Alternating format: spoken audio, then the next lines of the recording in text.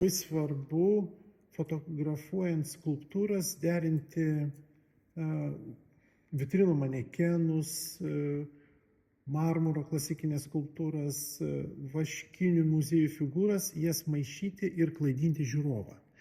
Tai šitą fotografiją irgi to tikslu sukurta. Aš ėjau į Paryžiaus pagrindinį vaškinių figūrų muziejų, sumokėjau didžiulius pinigus, su masė žmonių, tarp kurių nebuvo nei vieno meno mylėtojo, o tik tai vartotojai, kičinių pramogų ieškotojai. Išsiveržiau į šitą muziejų ir ten, kaip ir turi būti, atradau daugybę įvairiausių kontrastų. Vienas iš jų keliavo šeima su daug vaikų, tie vaikai jau pusiaukeliai buvo visiškai pavargę, išsekę ir protestuojantis.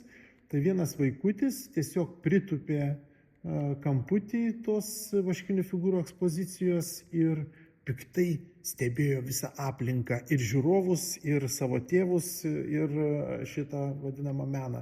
Ir man iš karto tai sukibo tokia kompozicija, kuri primena ir Davido Lyncho Twin Peakso filmus, ir kur yra tas netikėtas gyvo ir negyvo derinys, kuris remiasi tokiu principu. Aš fotografuoju taip, kad nenaudoju Photoshopų, žinau, kad pats gyvenimas kuria tokias photoshopinės situacijas, tik tai jas reikia atrasti ir pagauti.